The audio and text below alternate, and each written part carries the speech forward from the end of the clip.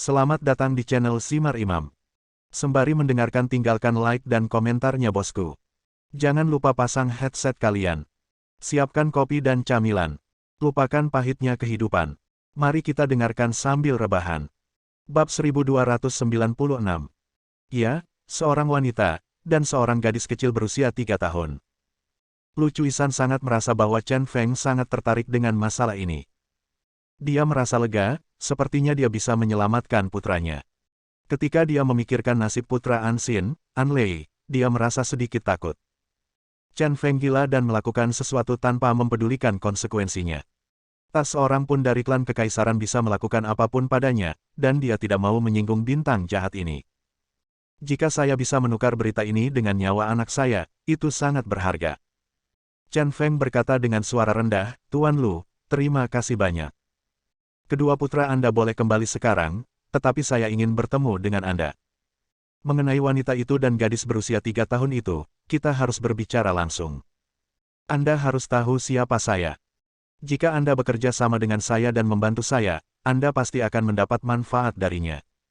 Saya juga berharap Tuan Lu tidak akan menolak saya. Alasan mengapa dia begitu bersemangat adalah karena dia memiliki firasat samar bahwa wanita dan anak-anak yang disebutkan Lu Cuisan ada hubungannya dengan Jing Sui dan anaknya Xiao Lingdang.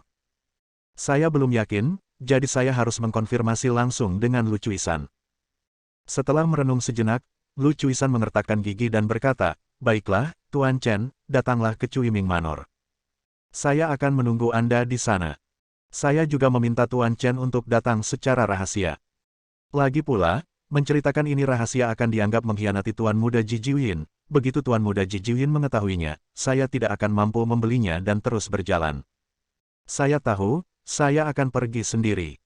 Chen Feng digantung mengangkat telepon secara langsung. Dia berjalan menuju Lu Yunwei dan Lu Yunyi dengan ekspresi serius dan ekspresi berat di wajahnya. Ketika dia berjalan ke arah mereka berdua, ekspresinya berubah dan dia berkata sambil tersenyum, agar perusahaan Ning Sui mencapai tingkat yang lebih tinggi di masa depan, saya akan memberikan wajah saya. Kalian berdua, kalian boleh pergi. Terima kasih Chen, terima kasih banyak, Tuan Gila. Lu Yunyi sangat bersemangat sehingga dia berdiri dengan bantuan Lu Yunwei. Keduanya mengucapkan selamat tinggal kepada Chen Feng dan pergi dalam sekejap, hanya khawatir Chen Feng akan menyesalinya. Wang Xinyao, yang masih belum selesai, berkata dengan sedikit kecewa, Paman, apakah kamu akan membiarkan mereka pergi begitu saja? Kerumunan pemakan melon tidak punya apa-apa untuk dimakan. Oke, saya jamin Lu Yunyi tidak akan pernah berani mengganggumu lagi. Chen Feng melangkah maju dan menarik Bai Xian, dan berkata kepada Wang Xinyao, ayo pulang. Saya tidak akan memotret lagi. Aku akan memberikannya kepadamu. Saudari Mier berkata, aku akan memberimu libur sebulan. Benarkah? Wang Xinyao melompat dengan gembira. Pemberitahuannya penuh setiap hari, dan dia tidak tahan untuk waktu yang lama. Senang rasanya bisa berlibur. Dengan beberapa langkah kecil, dia melangkah maju dan memeluk Chen Feng. Begitu saja, Chen Feng meninggalkan studio dengan bintang besar di tangan kiri dan kanannya. Setelah keluar, dia masuk ke RV Wang Xinyao. Chen Feng melirik RV, di dalamnya sangat mewah. Terlihat bahwa Wang Xinyao telah melakukannya dengan baik dalam beberapa tahun ini. Memalingkan matanya, dia melihat pintu masuk mal tadi melalui jendela. Beberapa anak pengemis telah menghilang. Chen Feng, yang sangat kesal, tidak peduli dengan hal ini dan berkata kepada Bai Xian dan Wang Xinyao, setelah kamu kembali, tinggallah di rumah dengan pikiran tenang dan tunggu aku kembali di malam hari. Sekarang aku punya untuk keluar. Demi keselamatanmu, aku akan membiarkan Bai Lang membawa 4-5 pertapa untuk melindungimu dan tidak mengganggu hidup dan privasimu. Misi awal Bai Lang adalah untuk melindungi Ning Sui, yang telah tiba di Yanjing. Tapi Ning Sui tidak berada di Yanjing, tapi masih di luar negeri. Dengan cara ini, Bai Lang dan 5 orang lainnya dapat melepaskan tangan mereka untuk melindungi sementara Bai Xian dan Wang Xinyao. Bai Xian sangat perhatian dan segera mengerti bahwa Chen Feng memiliki sesuatu yang penting untuk dilakukan. Dia mengangguk dan berkata, jangan khawatir, laksanakan urusanmu. Xinyao dan aku akan tinggal di rumah dan menunggumu kembali. Suasana tiba-tiba menjadi tegang, dan Wang Xinyao bisa merasakannya. Dia menciutkan lehernya dan bertanya dengan hati-hati, Paman, apakah itu berbahaya? Chen Feng menyentuh kepala Wang Xinyao dan berkata sambil tersenyum, tidak ada bahaya bagi paman. Kamu, jangan terus mengecilkan lehermu, sekarang dia juga bintang besar, bertingkah seperti kura-kura besar. Ngomong-ngomong, pada tanggal 23 bulan ini, pamanku akan menganugerahkan gelar, dan kamu akan datang juga, karena penganugerahan ini juga untuk Wang Yu. Wang Xinyao berkata dengan kaku untuk sesaat, dia menjadi sedikit bersemangat. Dia mengangguk dengan keras dan menjulurkan lehernya. Setelah mengirim Wang Xinyao dan Bai Xian kembali ke halaman, Chen Feng menghubungi Bai Lang. Setelah itu, dia diam-diam naik taksi dan datang ke Cuiming Manor yang disebutkan Lu Cuisan. Rumah ini sangat sepi, untuk amannya, dia langsung memanjat tembok tanpa melewati pintu masuk utama. Setelah mencari-cari, saya menemukan seorang lelaki tua sedang minum teh di kamar pribadi. Tuan Lu menemukan tempat ini dengan sangat baik. Lingkungannya indah, dan udaranya harum saat Anda menciumnya. Hampir dapat dipastikan bahwa lelaki tua ini adalah Lu Cuisan. Chen Feng membuka pintu dan langsung masuk. Tuan Chen. Lu Cuisan, yang sedang minum teh, terkejut dan langsung berdiri.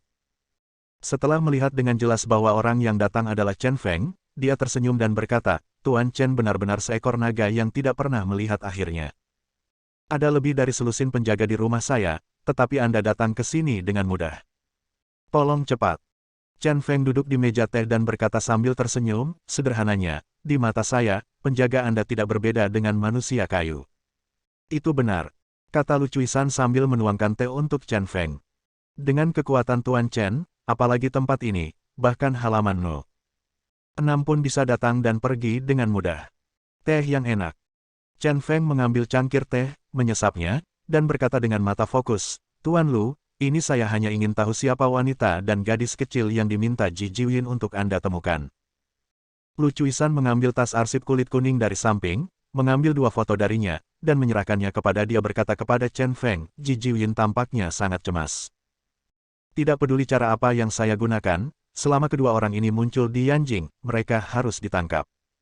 Nama orang dewasa adalah Jing Sui, dan nama anak itu adalah Xiao Lingdang. Mengambil foto.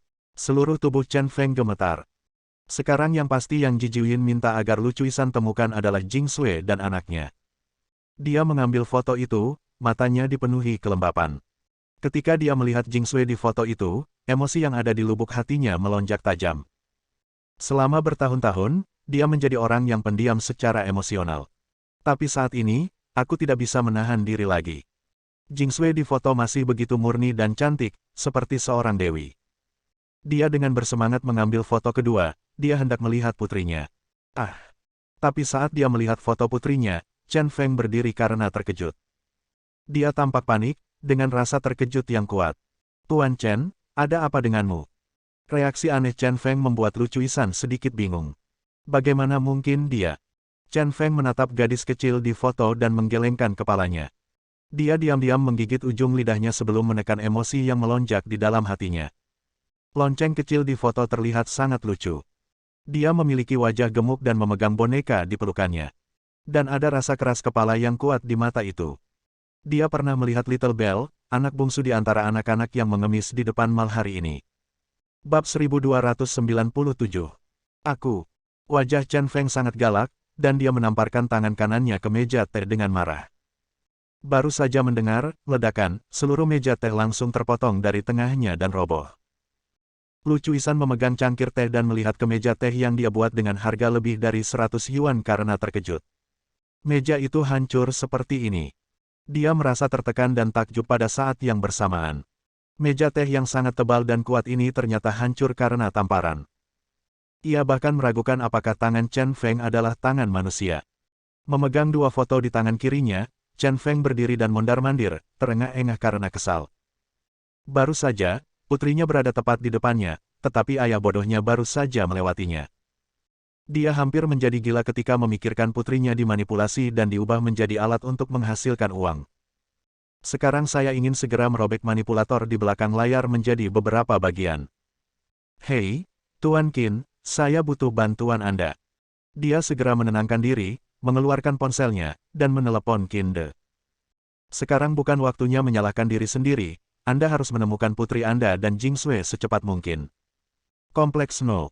6 Qin De memiliki tim investigasi terkuat. Anda pasti dapat menemukan putri Anda dan Jingsui dalam waktu singkat. Katakan. Qin De, yang sedang bekerja, melontarkan satu kata secara langsung. Chen Feng berkata, saya meminta Anda untuk membantu saya menemukan dua orang. Temukan mereka secepat mungkin. Kali ini, saya mohon padamu. Mendengar nada rendah hati Chen Feng, Qin De menghentikan apa yang dia lakukan, letakkan pena. Chen Feng adalah orang yang memberontak dan tidak pernah berkata lembut mengapa dia menggunakan kata, Qiyu, kali ini. Dia segera memahami bahwa sesuatu yang besar pasti telah terjadi, dan bertanya, siapa yang kamu cari? Jangan menganggap serius senyawa nol. 6. Biarkan senyawa nol. 6 membantu dalam segala hal. Ini wanita saya, dan putri saya. Kata Chen Feng lembut. Tidak jauh dari situ, Lu Cuisan membuka mulutnya karena terkejut. Orang-orang di foto itu ternyata adalah wanita dan putri Chen Feng. Pantas saja Chen Feng langsung mengiyakan dan melepaskan putranya. Teman baik, ini sangat mengejutkan. Putrimu. Qin De di ujung telepon juga terkejut dan bertanya, kapan kamu punya anak perempuan? Chen Feng berkata dengan cemas, Tuan Qin, ini ceritanya panjang. Saya tidak punya sekarang. Ya, Anda harus percaya bahwa saya tidak akan menggunakan masalah ini untuk bercanda dengan Anda. Setelah berpikir sejenak, Qin Decai berkata, saya mengerti, Anda datang langsung ke Kompleks No. 6. Jika saya tidak di sini sekarang, saya akan bertanya pada Lin, pemimpin kelompok ketiga. Xiao ada di sini untuk menerima Anda. Dia seharusnya bisa membantu Anda menemukan seseorang. Oke, terima kasih, Tuan Qin. Chen Feng berterima kasih padamu dan kemudian berkata, masalah ini sangat luas. Saya harap Tuan Qin tidak akan mengungkapkan masalah ini. Mengerti. Qin De langsung menutup telepon. Chen Feng juga meletakkan teleponnya, dan kemarahan di hatinya terus mendidih. Sungguh Jijiwin, beraninya kamu melakukan penipuan seperti itu. Jelas bahwa Jingsui dan Xiao Lingdang sudah hidup di dunia, tetapi binatang ini masih berbohong kepadanya bahwa Jingsui dan Xiao Lingdang ada di tempat suci. Kalau dipikir-pikir baik-baik, mungkin karena kematian palsunya itulah Jijiwin merasa Jingsui dan Xiao Lingdang tidak ada gunanya lagi, jadi dia melepaskan Jingsui dan Xiao Lingdang. Sekarang setelah dia kembali dari kebangkitan, Jijiwin hanya bisa berbohong kepadanya bahwa Jingsui dan Xiao Lingdang masih berada di situs suci untuk terus menggunakannya. Di sisi lain, dia diam-diam meminta antek-anteknya untuk mencari dan menangkap Jingsui dan Xiao Lingdang. Sungguh keji. Tuan Lu, saya benar-benar ingin mengucapkan terima kasih kali ini. Anda orang pintar, Anda harus tahu apa yang harus dilakukan. Saya belum pernah bertemu Anda, dan Anda tidak memberitahu saya hal-hal ini. Jika Anda berani membocorkan pertemuan tersebut antara kamu dan aku dengan Jijiwin, aku akan memberitahumu bahwa aku jauh lebih menakutkan daripada Jijiwin. Chen Feng berdiri di sana dan melotot dengan marah. Niat membunuh yang mengerikan hilang begitu saja. Tiba-tiba terdengar ledakan, dan lantai tempat Chen Feng berdiri meledak, sangat menakutkan. Lu Cuisan kaget dan hampir jatuh dari bangku. Saat ini, dia merasakan tekanan yang sangat kuat yang membuatnya terengah-engah. Itu sangat mengejutkan, sangat mengejutkan. Sulit sekali baginya membayangkan aura seseorang saja bisa membuat orang ketakutan. Satu orang dapat membuat lantai meledak begitu saja tanpa bergerak satu gerakan pun. Benar-benar menakutkan. Jangan khawatir, Tuan Chen, saya pasti akan tutup mulut. Tidak ada yang terjadi hari ini, dan saya belum pernah melihat Tuan Chen. Keringat dingin muncul di dahinya, dan Lu Cuisan mengangguk dan membungkuk. Chen Feng menyunggingkan senyuman hati-hati di wajah tegasnya dan berkata, Tuan Lu adalah orang yang cerdas pada pandangan pertama. Saya berharap Tuan Lu, orang yang pintar, akan terus menjadi orang yang pintar dan jangan menjadi pintar. Akhirnya, dia memberi peringatan lagi kepada Lu Cuisan, dan dia meninggalkan ruangan. Lu Cuisan ditinggalkan sendirian, memandangi ruangan bobrok itu dengan kaget. Setelah meninggalkan Cuiming Manor, Chen Feng langsung pergi ke pinggir jalan, memecahkan kaca mobil, dan menyalakan mobil dengan paksa. Dewa mobil muncul kembali, dan dia bergegas menuju Kompleks No. 6 dengan kecepatan yang mengerikan. Saat mengemudi, dia menelepon Bai Lang dan meminta Bai Xian untuk membawa Bai Lang ke pusat perbelanjaan tempat dia baru saja bertemu dengan anak-anak pengemis untuk melihat apakah mereka dapat menemukan anak-anak itu. Jika Xiao Lingdang dan anak-anak itu masih berada di dekat mall, mereka dapat segera ditemukan. Itu adalah perjalanan 40 menit, dan Chen Feng berkendara ke sana dalam 10 menit. Ada pemeriksaan rutin di pintu, tapi dia tidak peduli dan bergegas masuk. Tuan Chen Feng, jangan mempermalukan kami. Beberapa anggota staf kompleks nomor 6 masih berjuang. Chen Feng tiba-tiba menoleh, matanya yang dingin memancarkan cahaya yang menakutkan. Keluar. Sebuah kata sederhana membuat para anggota staf membeku di tempat, tidak berani bergerak lagi. Kalian, silakan minggir. Chen Feng adalah pengunjung khusus yang ditunjuk oleh dekan, jadi dia tidak perlu melalui pemeriksaan keamanan. Setelah mendengar suara itu, Lin Xiao buru-buru berlari keluar dari gedung 3 dan melambai ke keamanan personil. Petugas keamanan kemudian mundur dengan sedih. Chen Feng sedang dalam suasana hati yang buruk dan tidak membuang waktu.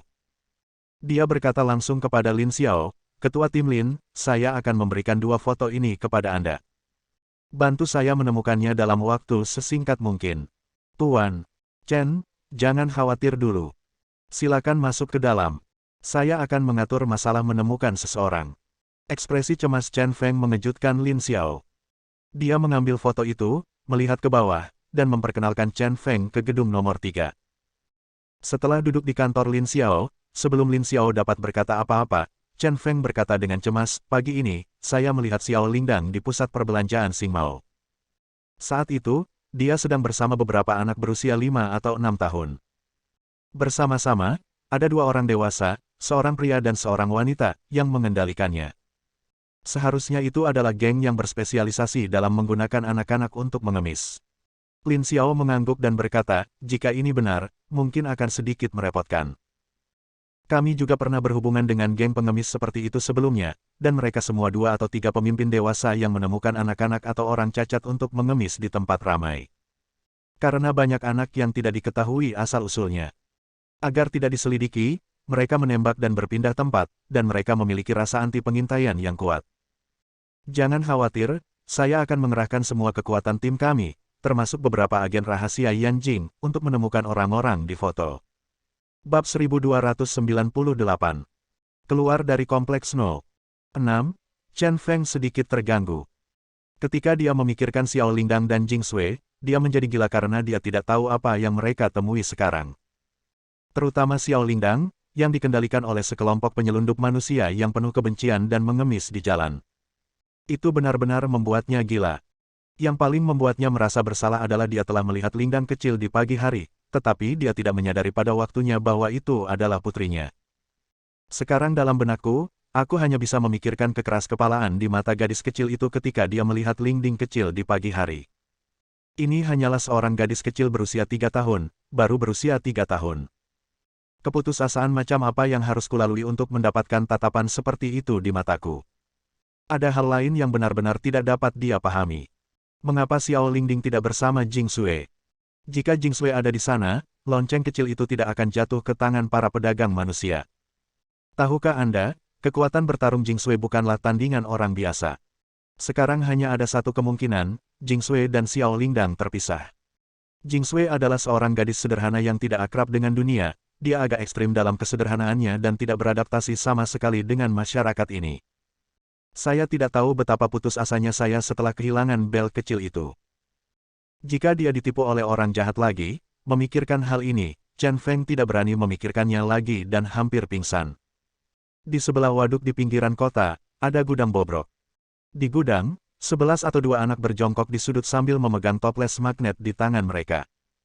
Di dalam tong magnet terdapat nasi putih yang ditaburi beberapa potong kubis. Anak-anak terlihat sangat kekanak-kanakan, yang tertua baru berusia 8 atau 9 tahun, memegang sumpit dengan tangan kecilnya yang canggung. Di sisi lain, ada 3 anak berdiri bersandar pada tembok. Melihat anak-anak lain yang sedang makan, mereka menelan ludah. "Kalian bertiga idiot, ini sudah pagi sepanjang hari, dan kamu bahkan belum mendapat 50 yuan. Karena kamu tidak dapat menyelesaikan tugas, kamu tidak akan diizinkan makan, dan kamu akan dipukuli, jadi tetaplah bertahan untukku." Seorang pria yang memakai sandal jepit berkata. Dia menyipitkan matanya dan memegang dahan di tangannya. Setelah ketiga anak itu berbalik, dia melambaikan dahan itu dan menamparkan pantat anak-anak itu. "Aku akan menghentikanmu mendapatkan uang, aku akan menghalangimu mendapatkan uang." Bersamaan dengan suara mata yang menyipit, terdengar semburan ratapan dari 3 orang anak. Anak-anak yang makan sepertinya sudah terbiasa dengan hal ini. Matanya penuh ketakutan, dan dia tidak berani berbicara.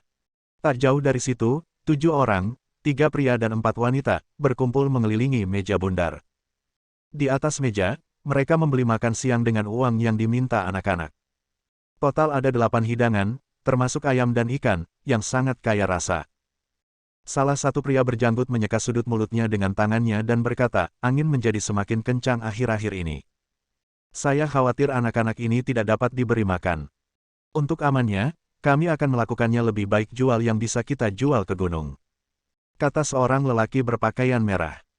Lelaki berompi itu melahap makanan itu dan berkata, saudaraku, ini adalah harta kita yang menghasilkan uang. Sayang sekali menjualnya.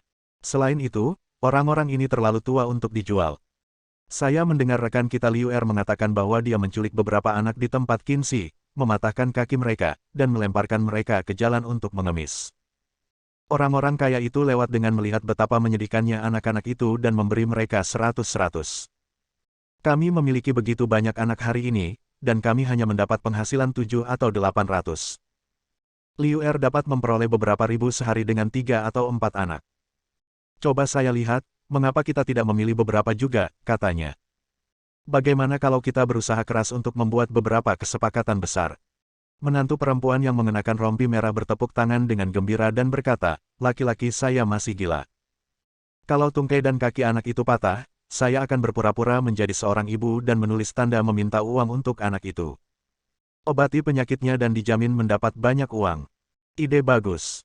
Ide bagus sekali. Semua orang setuju, tapi bos berjanggut itu berpikir keras. Dia melemparkan sumpitnya ke atas meja dan berkata, terlalu banyak ributan akhir-akhir ini. Sudah waktunya bagi mereka yang menghasilkan banyak uang untuk pergi. Putra ketiga dan istri saya, metode Anda bagus, tapi menurut saya bisa saja sedikit lebih kejam. Berbalik. Melirik ke arah anak-anak yang sedang makan, dia tampak garang dan berkata, tidak jelas jika kamu mematahkan tungkai dan kaki. Dulu aku dianggap setengah dokter. Kenapa aku tidak memotong saja lepas sebagian tangan dan kakinya, bungkus dengan kain kasa, dan taruh di jalanan? Darah mengalir dan anak itu melolong. Dengan cara ini, akan lebih nyata dan kita bisa mendapatkan uang lebih baik. Ayo kita lakukan malam ini. Sekelompok keluarga akan memilih seorang anak. Setelah memilihnya, aku akan datang. Memotong tangan dan menginjak kaki mereka, dan akan mengemis di jalanan besok pagi. Masalah berapa banyak uang yang dapat Anda hasilkan dalam 1 hari besok. Setelah Anda mendapatkannya, anak cacat itu akan dibuang, dan anak-anak lainnya akan dibawa ke tempat lain. Pokoknya, Yanjing tidak bisa tinggal di sini lebih lama lagi. Bosnya sangat bermartabat, dan begitu dia mengatakan ini, semua orang mengangguk setuju. Ini adalah sekelompok pedagang manusia yang berasal dari desa yang sama, salah satunya memimpin 2 orang, dan 2 orang memimpin 4 orang, dan akhirnya membentuk kelompok. Awalnya mereka mencuri anak-anak dan menjualnya. Namun, ketika kontrol negara menjadi semakin ketat dan penjualan menghilang, orang-orang ini mengubah metode mereka dan menggunakan anak-anak yang diculik untuk mengemis guna mendapatkan uang. Anak-anak ini ada yang tidak diinginkan, ada yang diculik, dan ada pula yang ditipu. Sepasang suami istri mengelola sekitar 3 atau 4 anak dan memanipulasi mereka untuk mengemis kepada orang yang lewat. Kuota setiap orang adalah 50 yuan, dan jika Anda punya cukup, Anda bisa makan. Kalau tidak cukup, bukan saja tidak ada makanan, tapi Anda juga akan dipukuli. Anak-anak masih kecil dan cara sederhana dapat digunakan untuk mengendalikan mereka. Agar mendapat cukup makanan, anak-anak dimanipulasi untuk berkeliling. Bosnya adalah orang yang cerdik dan sering memisahkan keempat keluarga agar tidak menarik perhatian polisi. Dan di satu tempat, mereka bisa tinggal paling lama sebulan. Anda dapat menghasilkan uang sebanyak yang Anda inginkan, dan Anda dapat pergi segera setelah waktunya tiba, dan hampir tidak mungkin ditangkap oleh polisi. Kali ini, setelah tinggal di Yanjing selama lebih dari setengah bulan, dia selalu merasa panik, sehingga dia berencana untuk berpindah tempat dengan cepat karena dia berencana melakukan sesuatu yang besar. Dan semakin banyak anak, yang membuatnya merasa seperti beban. Jika Anda menjadi cacat dan membuang uang yang Anda peroleh, Anda juga dapat mengurangi beban Anda. Tidak, saya berpikir untuk memotong tangan dan kaki anak itu sebagai upaya terakhir untuk menghasilkan uang. Usai makan, keempat kelompok keluarga itu mulai memilih anaknya. Setiap keluarga memilih satu, dan jika terpilih, anak-anak kecil ini akan menghadapi mimpi buruk dalam hidup. Sally, ikut kami. Anak kedua dan istrinya memilih seorang gadis berusia 6 tahun. Gadis kecil itu tidak tahu apa yang akan terjadi, dan mengikuti putra kedua dan istrinya dengan bingung. Tong-tong, ikut kami. Pasangan ketiga memilih seorang anak laki-laki berusia 7 tahun. Bajingan bau, kamu milik kami. Pasangan keempat juga memilih anak laki-laki, tetapi anak laki-laki itu masih sangat muda, baru berusia 5 tahun. Hanya putra tertua yang tersisa, dia berkeliling, dan tiba-tiba berhenti di depan seorang gadis kecil berusia 3 tahun. Xiao Lingdang, kamu yang termuda, dan mata ini yang paling menawan. Aku memilihmu. Bantu pamanmu mendapatkan uang, oke. Bab 1299. Chen Feng akhirnya sampai di Xingmao Mall, yang merupakan satu-satunya petunjuk untuk menemukan Xiao Lingdang. Namun saat ia bertemu kembali dengan Bai Xian dan Bai Lang, ia mendapatkan hasil yang mengecewakan. Bai Xian dan Bai Lang banyak mencari, tetapi tidak menemukan jejak Xiao Lingdang dan anak-anak lainnya. Bai Xian, yang mengenakan topeng, berkata kepada Chen Feng, "Saudara Chen, saya dan saudara laki-laki saya mencari beberapa kali dan tidak menemukan apapun. Akhirnya, kami menelepon sistem pengawasan mal dan menemukan bahwa ada 2 orang dewasa, seorang pria dan seorang wanita. Seorang anak dibawa pergi dan dimasukkan ke dalam van tanpa plat nomor." Bai Lang menambahkan, "Kami mengikuti jalur van tersebut, tetapi akhirnya tersesat." Setelah mendengar apa yang dikatakan keduanya, wajah Chen Feng berubah muram. Tiang. Alisnya berkerut dalam, dan dia tampak sangat menakutkan. Bahkan Bai Xian merasa sedikit takut. Di mana van itu terakhir terlihat? Chen Feng bertanya. Bai Lang buru-buru berkata, "Aku akan mengantarmu ke sana." Setelah beberapa saat, mereka bertiga sampai di sebuah jalan kecil.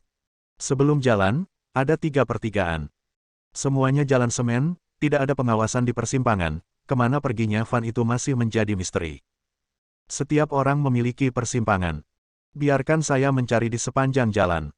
Temukan tempat pertama dengan pengawasan dan panggil pengawasan. Setelah mengatakan ini, Chen Feng berjalan tepat di sepanjang pertigaan paling kiri. Bai Xian dan Bai Lang saling memandang, dan masing-masing memilih jalan dan bergerak maju di sepanjang jalan. Setelah sekitar 1 jam, mereka bertiga kembali ke pertigaan jalan.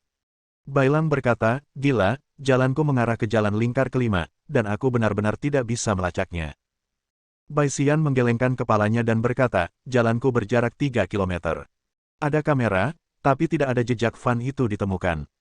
Chen Feng menyipitkan matanya dan berkata dengan sedih, "Saya menemukan kamera di jalan ini, tetapi tidak ada jejak van itu. Tampaknya van itu melewati jalan lingkar kelima. Sulit untuk tahu kemana perginya. Ayo." Melihat ke atas, matahari terbenam sudah terbenam. Jika dia masih tidak dapat menemukan Xiao Lingdang itu, dia akan benar-benar pingsan. Satu-satunya harapan sekarang adalah Lin Xiao. Dengan kekuatan ketiga grup di Kompon 06, mereka pasti jauh lebih bisa diandalkan dibandingkan ketiganya. Saat dia memikirkannya, telepon Chen Feng berdering. Dia segera mengeluarkan ponselnya dan melihat bahwa itu adalah Lin Xiao yang menelepon. "Hei, Ketua Tim Lin, apakah ada berita?" Chen Feng berkata dengan cemas. Jika Lin Xiao menelepon, dia pasti menemukan sesuatu. Lin Xiao berkata, "Ya, Tuan Chen, saya membagi orang-orang saya menjadi 2 kelompok. Satu kelompok pergi untuk menyelidiki pusat perbelanjaan Xingmao, dan mengunci Xiao Lingdang melalui pengawasan, dan mengunci 2 tersangka, seorang pria dan seorang wanita. Yang lainnya kelompok orang-orang datang ke database dan menggunakan teknologi perbandingan wajah. Setelah mencari di data besar, mereka menemukan identitas 2 tersangka. Mereka adalah Liu Chuilan dan Yang Jun, sepasang. Melalui penyelidikan kedua orang ini, setelah penyaringan informasi identitas, ditemukan bahwa keduanya adalah pedagang manusia yang melarikan diri secara online. Tidak hanya itu, ada 3 pasangan lain di desa kedua orang ini yang juga terlibat dalam kejahatan perdagangan manusia sepanjang tahun. Mengingat hal ini, kami menyaring saya memiliki seorang pedagang manusia yang baru ditangkap bernama Liu Qiang, yang dikenal sebagai Liu Er. Dia membimbing 2 pasangan untuk menjual anak-anak mereka, dan dia berhubungan dengan 4 pasangan ini belum lama ini. Liu Qiang sekarang berada di Qinxi, dan saya telah meminta rekan-rekan Qinxi pergi ke penjara, membawa Liu Qiang keluar, dan meminta Liu Qiang untuk mencoba menghubungi Liu Chuilan dan Yang Jun. Tetapi Yang Jun sangat waspada dan menolak memberi tahu lokasinya. Dan kami menggunakan telepon. Metode pelacakan telah memastikan bahwa tempat yang Jun melakukan panggilan telepon berada di dekat waduk di Jalan Lingkar Kelima di pinggiran utara dari Yanjing.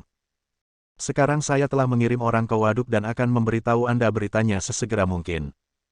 Setelah mendengar kata-kata Lin Xiao, Chen Feng merasa jauh lebih santai.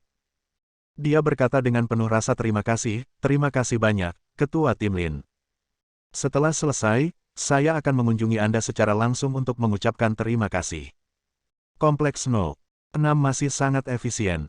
Karena Yang Jun telah dikunci di kelima ring reservoir, pada dasarnya hanya mengunci sarang lawan. Selama Anda melakukan serangan mendadak, Anda pasti akan memenangkannya dalam satu gerakan. Hanya itu yang harus saya lakukan. Lin Xiao berkata, tetapi ada satu hal yang masih saya khawatirkan. Menurut pengakuan Liu Er, dia pernah memberitahu Yang Jun bahwa dia akan menggunakan kekerasan untuk melukai seorang anak dan kemudian pergi mengemis demi uang. Melayani lebih banyak simpati dapat menghasilkan lebih banyak uang. Inilah yang dilakukan Liu Er di Qinxi. Dia menyakiti ketiga anak itu. Dua dari mereka dipotong tangannya, dan salah satu dari anak-anak itu dipotong kakinya. Anak yang kakinya dipotong telah meninggal dunia, dan kedua anak yang tangannya dipotong akan cacat seumur hidup. Tangan Chen Feng yang memegang telepon bergetar. Detak jantungnya berdebar kencang, dia sangat marah, dan bahkan lebih khawatir. Binatang buas gila ini sebenarnya menghasilkan uang dengan cara yang begitu kejam, mereka hanyalah setan. Ketua Tim Lin, saya akan bergegas ke waduk sekarang dan meminta orang-orang Anda untuk menyelamatkan anak itu sesegera mungkin. Tolong. Chen Feng berkata dengan nada rendah hati. Sekarang, dia tidak punya udara lagi. Aku hanya ingin Xiao Lingding selamat dan sehat, dan aku rela membiarkannya mati seperti itu. Tuan Chen, jangan khawatir. Ini adalah tugas saya. Saya pasti akan menyelamatkan anak itu. Lalu saya akan menutup telepon dulu. Jika ada berita, kami akan menghubungi Anda kapan saja. Setelah Lin Xiao menutup telepon-telepon, Chen Feng mau tidak mau berkata, dia sedang dalam perjalanan lagi. Di sisi lain, jendela mobil pecah. Setelah membuka pintu mobil, saya turun ke bawah dan memainkannya sebentar, lalu mengemudikan mobil. Masuk ke dalam mobil. Mobil berdengung, dan dia melambai ke Bai Xian dan Bai Lang. Mereka berdua segera masuk ke dalam mobil, Chen Feng menginjak pedal gas, dan mobil seolah-olah sedang terbang. Dengan desir, mereka berlari keluar. Dia sangat mengenal Chen Feng, begitu dia masuk ke dalam mobil, Bai Xian meraih pegangan itu. Benar saja, Nissan rusak yang dikendarai Chen Feng berbau seperti mobil sport. Awalnya perjalanan lebih dari 20 menit, tetapi Chen Feng tiba dalam 7 atau 8 menit. Dengan gerakan anggun, mobil berhenti di samping waduk.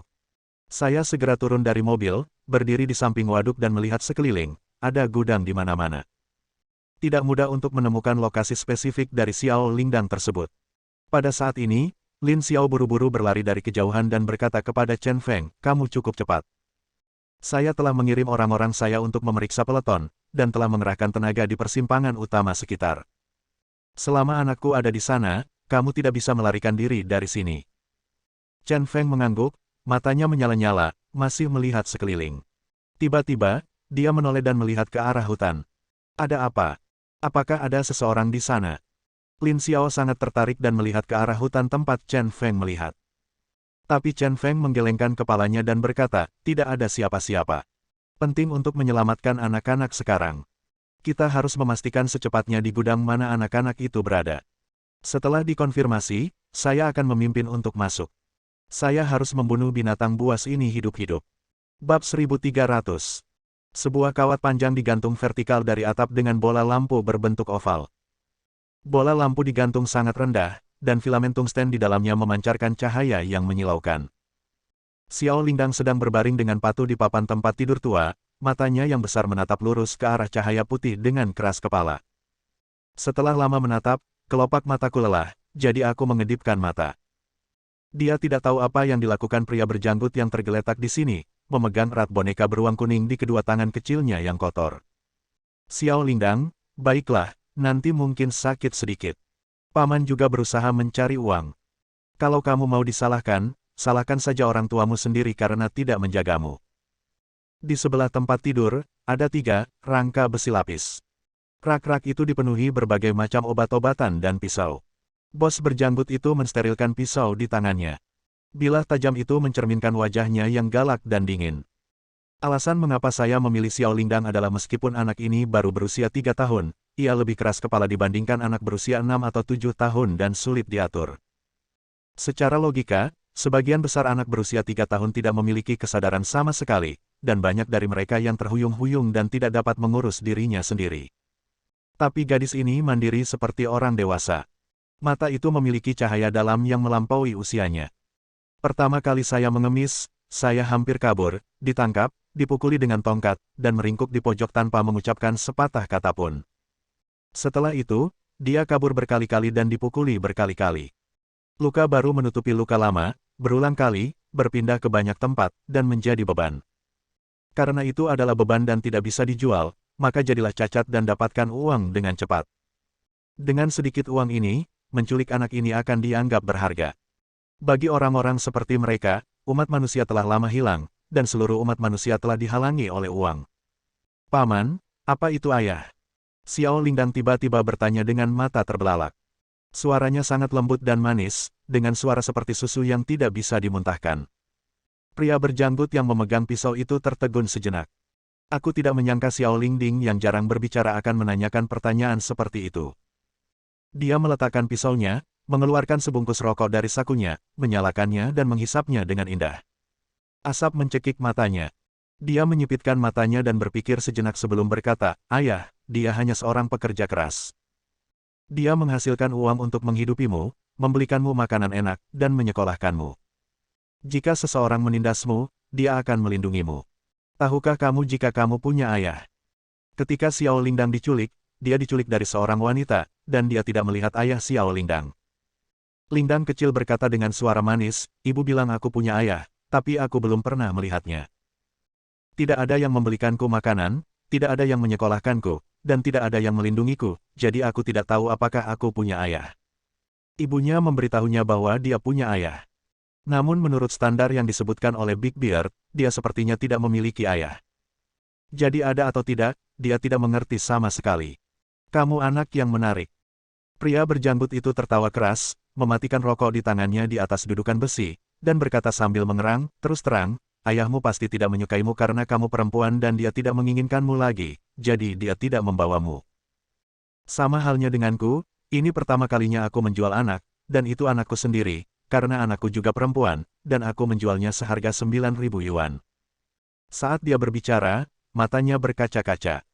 Tiba-tiba dia tersenyum dan menggelengkan kepalanya dan berkata, "Kenapa aku harus memberitahumu ini, bocah nakal? Baiklah, paman akan melakukan operasi padamu." "Ayah, apa sebenarnya ini?" Dia bergumam pada dirinya sendiri, dan akhirnya, di mata Xiao Lingdang itu, ada sedikit kerinduan akan warna terang. Dia bertanya-tanya bagaimana rasanya dipeluk oleh ayahnya. Dia juga memikirkan bagaimana rasanya ayahnya memeluknya. Dalam bingkai foto yang dicoret-coret, dia mencarinya, seolah-olah ayahnya ada tepat di depannya, tetapi dia tidak tahu apakah dia lupa menggambarnya, dan dia tidak dapat menemukannya, Terlihat jelas. Jika Anda terlahir kembali dalam keluarga yang baik di kehidupan Anda selanjutnya, yang terbaik adalah menjadi kaya dan berkuasa. Hidup itu berbeda. Beberapa orang dilahirkan untuk menikmati kebahagiaan, sementara beberapa orang dilahirkan untuk menderita. Tuhan tidak adil. Sama seperti kamu dan aku dilahirkan untuk menderita. Lupakan saja, kamu tidak mengerti bahkan jika aku memberitahumu ini. Big Beard bahkan tidak mengerti mengapa dia mengatakan ini kepada seorang anak berusia 3 tahun. Dia menggulung lengan tangan kanan Xiao Lingding dan menyuntikkan obat bius. Melihat lengan ramping itu, dia akhirnya mengangkat pisaunya. Pisau itu menghadap cahaya dan memantulkan cahaya putih yang menyala-nyala, yang membuat mata Xiao Zong menyipit. Samar-samar dia melihat warna putih menyala itu jatuh. Dalam keadaan linglung, dia melihat wajah tersenyum padanya dalam cahaya putih. "Ayah!" teriaknya pelan. Segera, senyuman manis muncul di wajah tembemnya. Bang! Saat pria berjanggut itu hendak mengayunkan pisaunya, terdengar suara keras dari belakang. Ketika dia melihat ke belakang, pintu kamar terbuka. Di bawah cahaya redup, seorang pria mengenakan pakaian putih dengan 2 lubang mata berdarah bergegas masuk dengan tekanan yang mengejutkan. Xiao Lingdang. Orang yang bergegas masuk tentu saja adalah Chen Feng. Saat ini, dia benar-benar gila, mengaum dan bergegas menuju pria berjanggut itu. "Sialan! Pria berjanggut itu juga merupakan karakter yang kejam, dia mengangkat pisau di tangannya dan hendak menebas Chen Feng. Tapi begitu dia mengangkat pisaunya, dia merasakan guncangan hebat di perutnya. Seluruh orang itu terbang keluar dan menabrak tembok dengan keras. Kepalanya memutih dan dia pingsan. Lonceng kecil. Suara Chen Feng bergetar, dan tubuhnya gemetar. Melihat bel kecil yang tergeletak di tempat tidur, hatiku sakit seolah ribuan jarum menusuknya. Pada saat itu, warna putih di mata Xiao Lingdang menghilang, dan wajah tersenyum dalam imajinasinya tadi tumpang tindih dengan pria di depannya. Dia menggerakkan mulutnya sedikit dan tanpa sadar berteriak, "Ayah, apakah kamu ayah?" Suara ini membuat pria baja seperti Chen Feng langsung menangis. Dia memegang tangan Little Bell dan berkata dengan suara tercekat, "Saya ayah, ayah di sini, ayah di sini. Ibu tidak berbohong padaku, aku punya ayah." Senyuman muncul di wajah kekanak-kanakan itu lagi, kelopak mata lonceng kecil perlahan menutupi mata besarnya, dan dia tertidur lelap. Saat itu, dia tidur nyenyak. Hubungan darah sangatlah aneh. Meskipun kita belum pernah bertemu satu sama lain, sepertinya ada gravitasi yang tidak dapat dijelaskan yang memberitahu satu sama lain bahwa Anda adalah orang yang paling penting bagi saya. Chen Feng mengangkat Xiao Lingdang itu, dan tepat pada waktunya, Bai Xian dan Bai Lang juga memasuki ruangan.